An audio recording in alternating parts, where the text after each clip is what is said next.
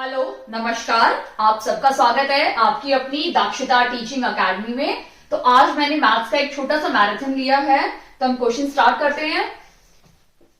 क्योंकि इससे पहले जो मैंने एक वीडियो बनाई थी इंपॉर्टेंट क्वेश्चन या इंपॉर्टेंट टॉपिक्स पे, उन्हीं को ध्यान में रखते हुए मैंने ये वीडियो बनाई है। इसके जो भी क्वेश्चन है बहुत ज्यादा इंपॉर्टेंट है और आपके एग्जाम में आने की पूरी चांसेस भी हैं। क्लियर?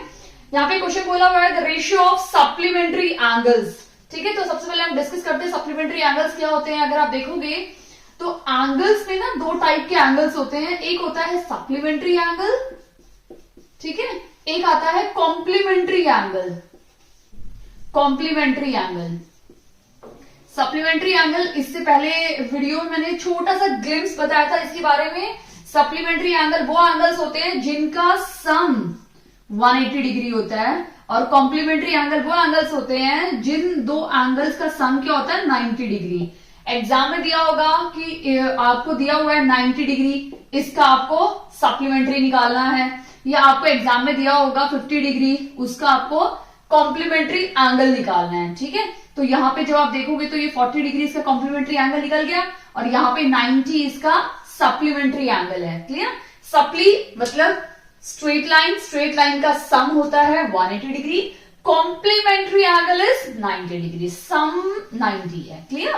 तो इस क्वेश्चन में सप्लीमेंट्री से क्वेश्चन आया हुआ है कि the ratio of supplementary angle, मैंने बोला सप्लीमेंट्री एंगल्स का सम 180 डिग्री होता है। ठीक है, दो एंगल हमने एक 60 डिग्री ले लिया और एक 120 डिग्री ले लिया। क्लियर? इन दोनों को ऐड करेंगे तो इनका सम क्या है 180 डिग्री। तो हम बोल सकते हैं कि 60 degree and 120 degree both are supplementary angle. और हम बोल सकते हैं कि 60 डिग्री का सप्लीमेंट्री एंगल क्या है 120 डिग्री, या 120 डिग्री का सप्लीमेंट्री एंगल क्या है 60 डिग्री। क्लियर? क्वेश्चन में आपको रेशियो दिया हुआ है, यानी 2:3 नंबर्स का रेशियो दिया हुआ है, नंबर्स नहीं दिए हैं। क्लियर? तो लेट हम नंबर को x ले लेते हैं। अगर नंबर हम x ले लेते हैं तो ये 2x हो जाएगा और ये हमारा क्या हो जाएगा 3x।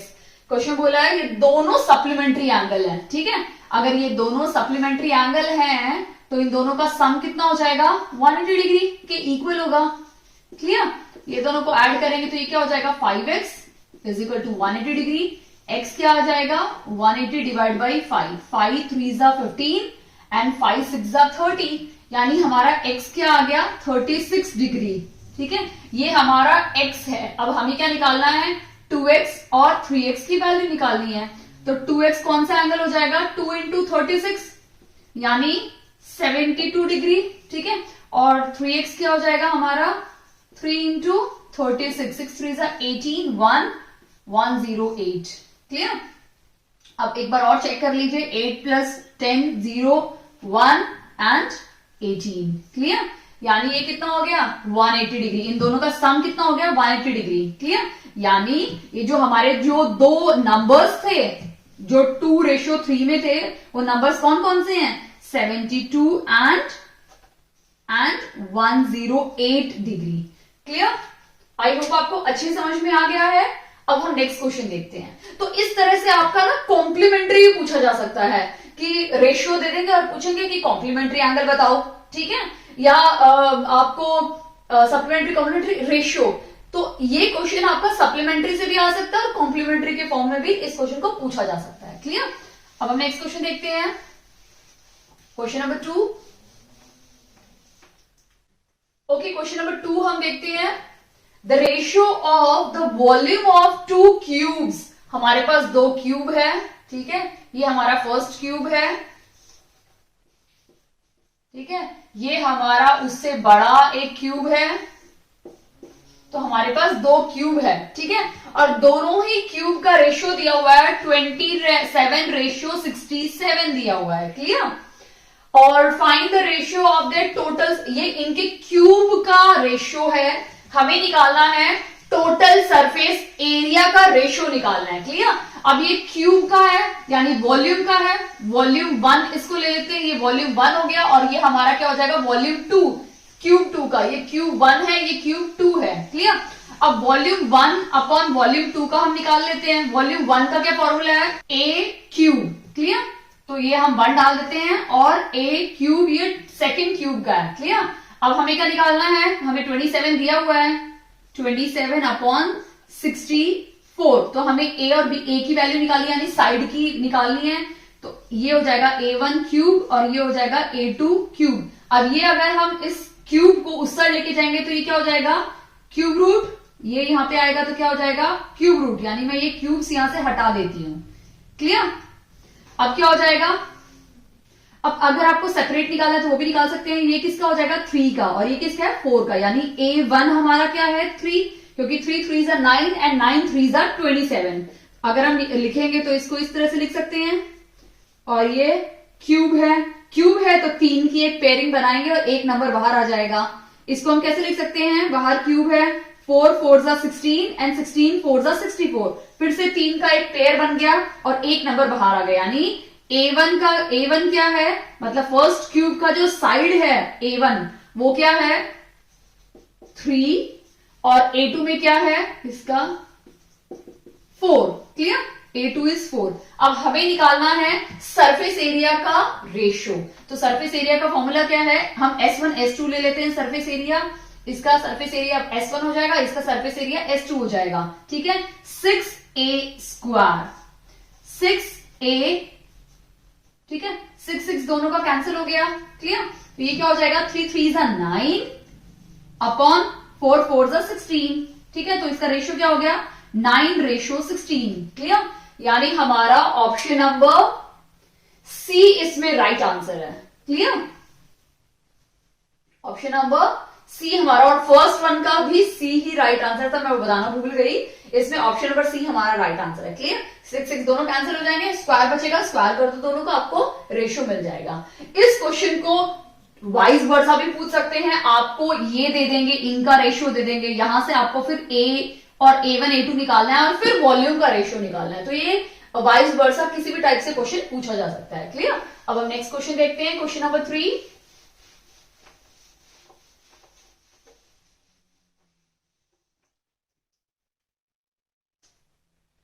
क्वेश्चन नंबर 3 है, how many square of each side, ठीक है, can be drawn on a piece of paper sheet of length 8 centimetre and breadth 6 centimetre. एक मेरे पास एक पेपर शीट है, ठीक है, जिसमें बोला है ये जो लेंथ है ये कितना है 8 सेंटीमीटर, ठीक है, और ये जो ब्रेड है ये हमें कितना बोला है 6 सेंटीमीटर है, 6 सेंटीमीटर। क्लियर?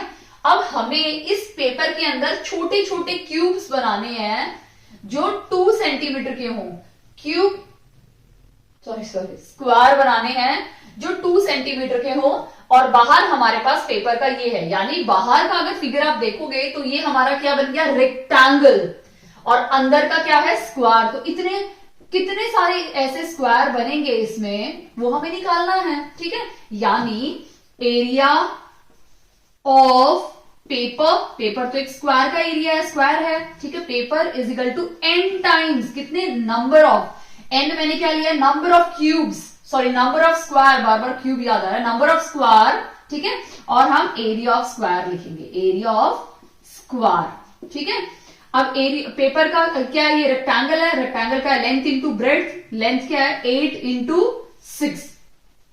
क्लियर? यहां पे n ले लेते हैं, स्क्वायर साइड होता है साइड इंटू साइड, यानी a स्क्वायर, a क्या हमारा 2, यानी n 2 इंटू 2 स्क्वायर हो गया, तो n क्या हो जाएगा 8 इंटू 6, 2 इंटू 2, यहां पे भी मल्टीप्लीकेशन साइन है, 2 3 6, 2 4 8, 4 3 12, यानी हमारे कितने बनेंगे स्क्वायर 12 स्क्वायर बनेंगे। क्लियर? यानी हमारा ऑप्शन नंबर सी इसमें राइट आंसर है। क्लियर?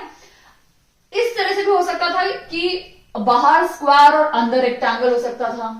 ठीक है, तो ये किसी भी टाइप से क्वेश्चन पूछा जा सकता है, बाहर स्क्वायर और अंदर भी स्क्वायर हो सकता है, बाहर फिगर रेक्टेंगल का है तो अंदर कितने रेक्टेंगल आएंगे, उस तरह से भी क्वेश्चन पूछा जा सकता है। मेथड सिर्फ एक ही है, आपको ये चीज याद रखनी है कि अगर आपके पास एक कार्टून दिया है और उसमें छोटे छोटे आपको क्यूब्स अंदर फिट करने हैं, तो आप हम करते हैं ना, फिट करके देखते हैं, अच्छा इतने आ रहे हैं, अरे बंद नहीं हो रहा तो एक लाइन निकाल दो, करते हैं ना, तो वो हमारा मैथमेटिकल फॉर्म में है। आपको इस तरह से बनाना है, जो बड़ा होगा फिगर उसको यहां लिखना है n नंबर ऑफ टाइम्स, वो जो भी चीज निकालनी है उसको लिखना है। क्लियर? अब हम नेक्स्ट क्वेश्चन सॉल्व करते हैं। क्वेश्चन नंबर 4,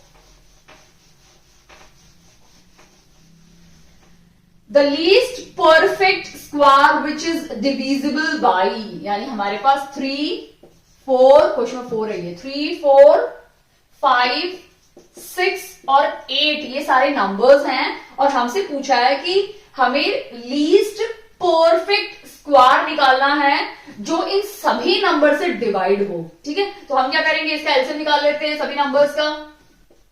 2 से स्टार्ट करते हैं, 3, 2 2 4, 5, 2 3 6, 2 4 8।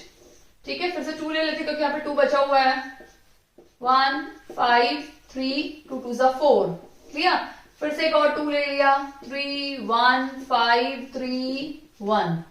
ठीक है, अब हम क्या लेंगे, 3 ले लेते हैं, 3 1 5 1 1।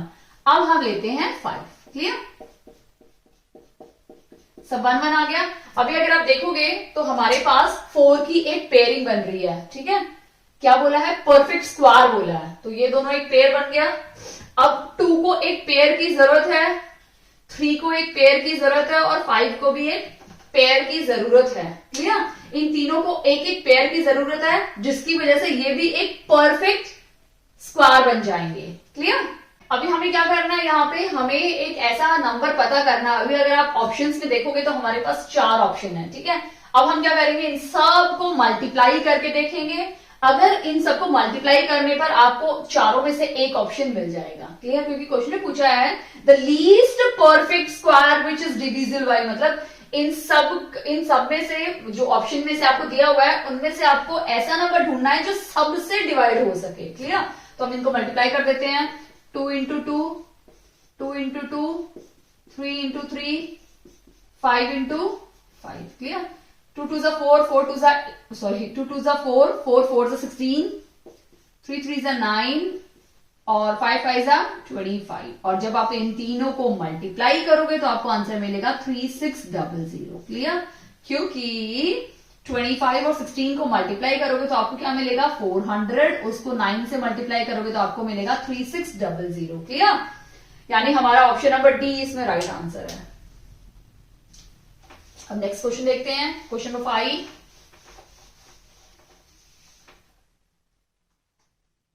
मोना's father is thrice as old as Mona।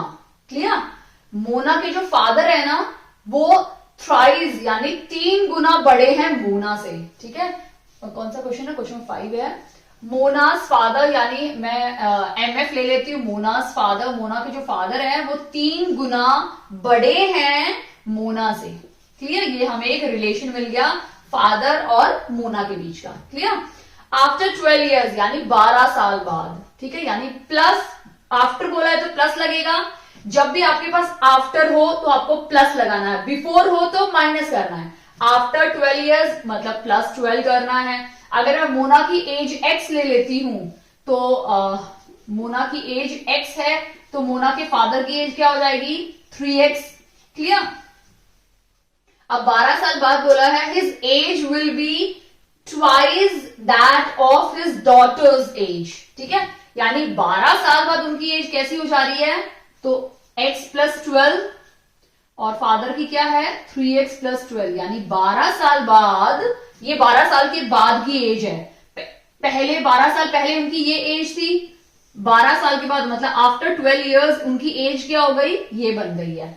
अभी क्या बोला है, his age will be twice after 12 years, his age यानी उसके फादर की एज डबल है। ठीक है, यानी फादर की, मोना के फादर की एज डबल है मोना की एज से। क्लियर? यानी मोना के फादर की एज क्या है, ये है 3x plus 12। Clear? 2 into Mona की एज x प्लस 12। अब हमें x की वैल्यू निकालनी है, तो 3x प्लस 12, 2x, 12 2 जा 24, ये यहां पे आ जाएगा तो x हो जाएगा और ये वहां चला जाएगा तो 12 हो जाएगा। यानी मोना की एज क्या थी, 12 साल। मोना यहाँ पे 12 साल की है और मोना के फादर कितने एज के हो जाएंगे, 12 3 जा 36 एज। तो हमें इसमें निकालनी किसकी एज थी, find the present age of Mona. Mona की प्रेजेंट एज कितनी है, 12 इयर्स, 12 साल। ठीक है। और अगर फ्यूचर की पूछते तो फ्यूचर की एज थी 12 + 12, यहाँ पे वो 24 साल की है और उसके फादर कितने साल के हैं, 36 + 12 48 साल के, तभी तो बोला है ना डबल। क्लियर, समझ में आया इस टाइप के क्वेश्चन।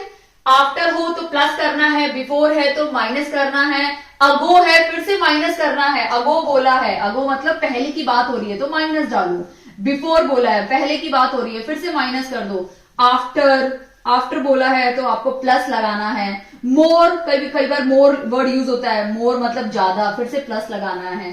ठीक है, तो ये कुछ चीजें हैं, कुछ की वर्ड्स आपको मैथ्स में ध्यान रखने हैं, कब प्लस करना है कब माइनस करना है। अगर अगो होता तो यहाँ पे हम माइनस करते, प्लस नहीं करते। क्लियर, आई होप आपको अच्छे समझ में आ गया है। अब हम नेक्स्ट क्वेश्चन देखते हैं, क्वेश्चन नंबर 6। क्वेश्चन नंबर 6 है, फाइंड द वैल्यू ऑफ, हमें वैल्यू निकालनी है √81 4 plus 216 again cube root plus 32, no this is 3 here 4 and here 5।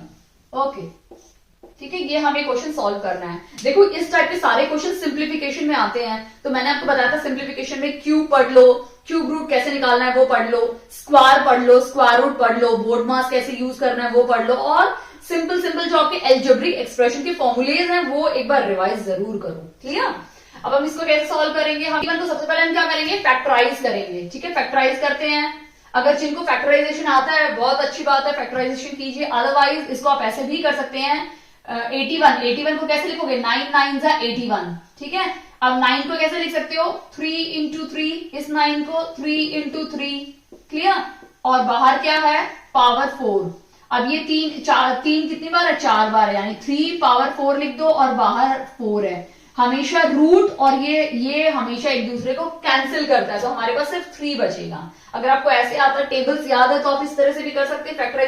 Factorisation करने की बिल्कुल भी जरूरत नहीं है, बट अगर नहीं आता तो फैक्टराइजेशन करना है। 3 से स्टार्ट करते हैं, 3 2 जा 6 और 3 7 जा 21, फिर से 3 9 जा 27, फिर से 3 3 जा 9 एंड 3 1 जा 3, फिर से हमारा 4 3 ही आए हैं। क्लियर, आप ऐसे कीजिए, आप जैसे आप कंफर्टेबल है वो कीजिए। क्लियर, अब 216 को भी आप स्प्लिट कर सकते हैं फैक्टराइजेशन से, और अगर आपको टेबल आती है तो टेबल फॉर्म में भी आप स्प्लिट कर सकते हैं। 2 से स्टार्ट करते हैं। ठीक है, 2 10 जा 20 और 2 8 जा 16। क्लियर, फिर से 2 5 जा 10, 2 4 जा 8। क्लियर, फिर से 2 करते हैं, 2 2 जा 4 और 2 7 जा 14, फिर 3 से करते हैं। ठीक है, वही 27 आ गया, 3 9 जा 27, 3 एंड 3 1 जा। अगर आप देखोगे तो यहाँ पे 2 की भी 3 पेयरिंग बन गई और 3 की भी 3 पेयरिंग बनी, इन दोनों को मल्टीप्लाई कर देते हैं, 3 2 जा 6, यानी ये 6 का क्यूब है। क्लियर, और 32 को भी अगर आप स्प्लिट करना चाहते हैं तो स्प्लिट कर सकते हैं, फैक्टराइजेशन हम कर सकते हैं, जो आपको इजी लगता है वो कीजिए। ठीक है, 2 1 जा 2, 2 6 जा 12, फिर से 2 2 8 जा 16, 2 4 जा 8, 2 2 जा 4 एंड 2 1 जा 2, 1 2 3 4 5, यानी 5 बन गए हैं। यानी हम इसको कैसे लिख सकते हैं, 2 पावर 5। क्लियर, अभी हम लिखना स्टार्ट करते हैं।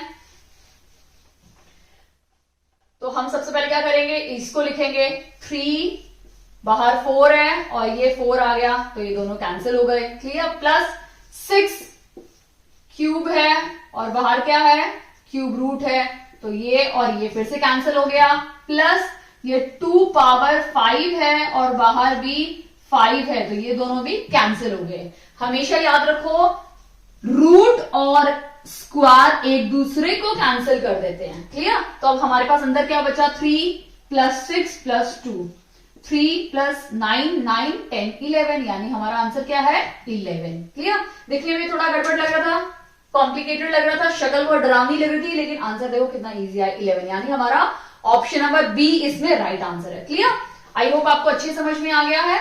अब हम नेक्स्ट क्वेश्चन देखते हैं। क्वेश्चन नंबर 7 क्या है, क्वेश्चन नंबर 7 है आपका प्रायिकता या प्रोबेबिलिटी से। ठीक है, अ coin is tossed 130 time. Can you imagine, एक कॉइन को, आपको अच्छे से पता है कॉइन के सिर्फ दो ही फेस होते हैं, एक हेड होता है और एक टेल होता है, हेड एंड टेल दो ही होते हैं। अगर मैं कॉइन को टॉस कर रही हूँ तो या फिर मेरा हेड आ सकता है, अगर मैं सिर्फ एक ही कॉइन को टॉस कर रही हूँ यानी उछाल रही हूं, तो या फिर तो मेरा हेड आएगा या फिर मेरा टेल आएगा। क्या आएगा? पट आएगा या चित आएगा। क्लियर?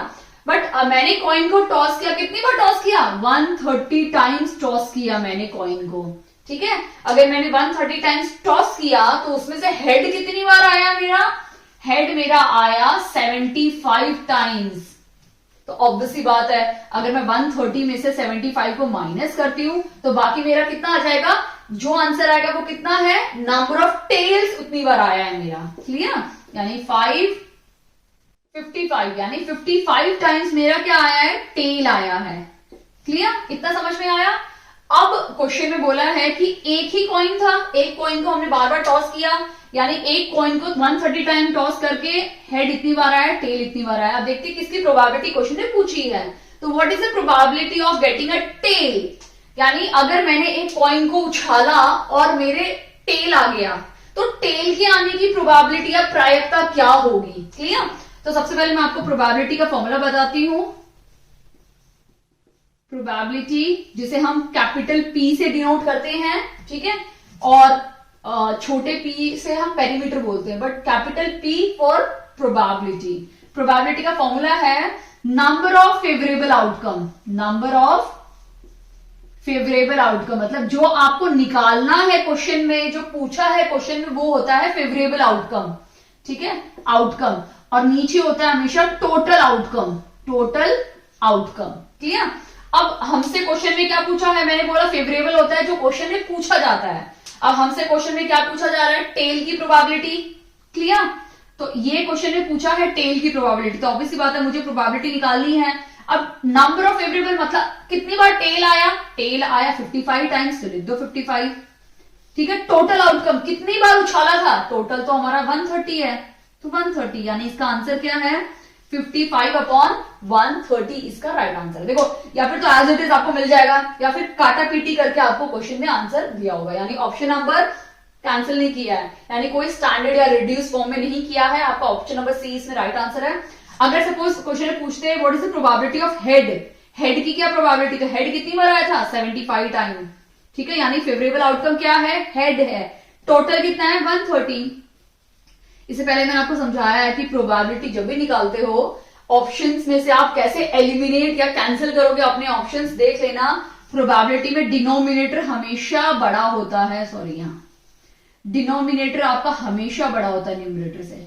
अगर बाई चांस 130/55 लिखा होता तो ये एब्सोल्युटली रॉन्ग हो जाता है आपका। ठीक है, प्रोबेबिलिटी पे मैं अभी 1-2 दिन बाद एक डिटेल्ड वीडियो बनाऊंगी जो आपके एग्जाम से पहले जस्ट आप एक बार देख लीजिए, आपको ऑटोमेटिकली समझ में आ जाएगा और कैसे आंसर्स लिखने हैं या किस टाइप के क्वेश्चन एग्जाम में आ सकते हैं वो भी मैं उसमें शेयर करूंगी। क्लियर? यानी एक लास्ट मोमेंट रिविजन होगा। तो मैं क्या करूंगी, मैथ्स के 3-3, 4-4 टॉपिक क्लब करके या किस टाइप के क्वेश्चन पूछे जा सकते हैं क्लब करके आपको एक्सप्लेन करूंगी। एक रिविजन टाइप का हो जाएगा आपका। क्लियर? नेक्स्ट क्वेश्चन देखते हैं। Question number 8, factorise the following. ठीक है, ये हमारे 2018 में आ चुका है क्वेश्चन, 2018 में, सॉरी मैं बाकी में बताना भूल गई। और इससे पहले वाला जो कॉइन वाला था वो 2017 में ऑलरेडी आ चुका है एक बार। ठीक है, ये 2018 में आ चुका है क्वेश्चन। हम देख लेते हैं कैसे फैक्टराइज करना है। मैंने बोला था फैक्टराइजेशन बहुत ज्यादा इंपॉर्टेंट है। इससे पहले वाली जो मैंने वीडियो बनाई थी उसमें आपको क्लियरली समझाया था। -25। क्लियर?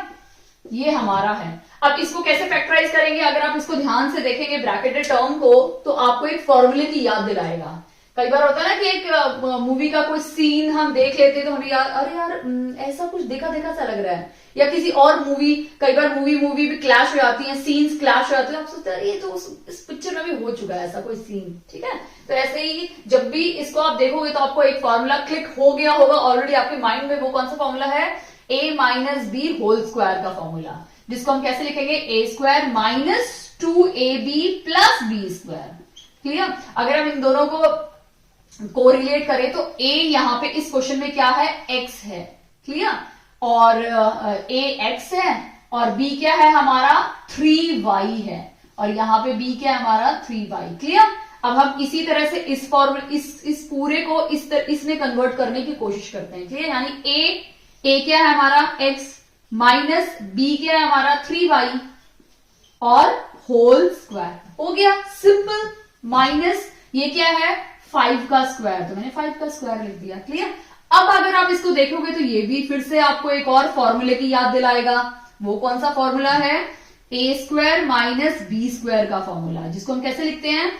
ए प्लस बी ए माइनस बी के फॉर्म में। क्लियर। यानी यहां पे x क्या मतलब a क्या है आपका, ये पूरी टर्म आपकी a बन गई अभी। x माइनस 3y आपका a है और b क्या है 5। ठीक है, तो उसको हमें इस फॉर्म में लिखना है। तो चलो स्टार्ट करते हैं।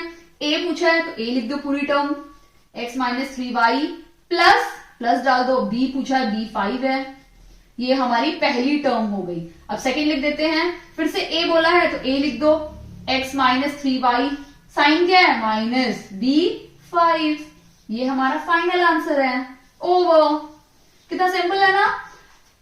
नहीं तो आप इसको स्प्लिट कर दे, स्प्लिटिंग ऑफ मिडिल टर्म तो आएगा ही नहीं। कैसे आपको समझ में आएगा? कैसे आपको इक्वेशन देखते ही पता चल जाएगा कि फॉर्मूला लगाना है या आपको स्प्लिटिंग ऑफ मिडिल टर्म करना है? बहुत सिंपल है। यहाँ पे दो वेरिएबल हैं और स्प्लिटिंग ऑफ मिडिल टर्म करते हो या एक क्वाड्रेटिक इक्वेशन का फॉर्म कैसा होता है? वो होता है प्लस bx प्लस c। ये है हमारी क्वाड्रेटिक इक्वेशन का फॉर्म है जिसमें आप अप्लाई कर सकते हैं स्प्लिटिंग ऑफ मिडिल टर्म या डिस्क्रिमिनेशन का फॉर्मूला यूज कर सकते हो। बट ये तो हमारा दो वेरिएबल एक साथ है, तो आपको ध्यान में देना चाहिए जब भी दो वेरिएबल एक साथ हो तो पक्का आइडेंटिटी ही यूज होती है, तो आप आइडेंटिटी ही लगाओ। ठीक है। बट अगर सिर्फ एक ही वेरिएबल है तब आप इसमें स्प्लिटिंग ऑफ मिडिल टर्म लगाओ या फिर डिस्क्रिमिनेशन डी का फॉर्मूला लगाओ। क्लियर। आई होप आपको अच्छे समझ में आ गया है। तो इसका राइट आंसर क्या है हमारा? ऑप्शन नंबर डी इसमें राइट आंसर है। क्लियर। आई होप आपको अच्छे समझ में आ गया है। अगर आपको कोई भी डाउट है तो प्लीज मुझे कमेंट सेक्शन में कमेंट करके जरूर बताइए। मैं ट्राई करूंगी आपके डाउट जल्दी से जल्दी क्लियर करने की कोशिश करूं। और अगर वीडियो अच्छी लगा हो तो प्लीज वीडियो को लाइक कीजिए। चैनल पे नए हैं तो प्लीज चैनल को सब्सक्राइब कीजिए, Dakshita teaching academy. One more thing, अभी ऐसे ही मैं आपके मैराथन्स लेकर आऊंगी क्योंकि मुझे काफी ज्यादा रिक्वेस्ट आ रही है व्यूअर्स की कि मैम प्लीज मैराथन्स लेके आइए। तो मैं आपके सामने मैराथन्स लेके आ रही हूँ विद डिटेल एक्सप्लेनेशन, ताकि आप एक बार करें और बाकी क्वेश्चन में भी आप वही सेम टेक्निक यूज करें तो आपका एग्जाम अच्छे से अच्छा जाए। क्लियर। क्योंकि एंड मोमेंट पे काफी बार चीजें हम पढ़ते हैं ना, वो दिमाग में सेट ही हो जाती हैं। क्लियर। और बाकी जिन्होंने बहुत पहले से तैयारी कर रखी है उनके लिए तो कुछ बोल ही नहीं सकते, उनको तो ऑब्वियस सी बात है बहुत अच्छे मार्क्स आएंगे ही। बट जिन्हें अभी भी तैयारी नहीं की है, अभी भी टाइम है, आप तैयारी कर सकते हैं। मिराकल्स होते हैं लाइफ में। आप सिर्फ ये सोचिए कि आपकी लाइफ में वही मिराकल हो रहा है। क्लियर। वीडियो देखने के लिए बहुत बहुत धन्यवाद। Thank you.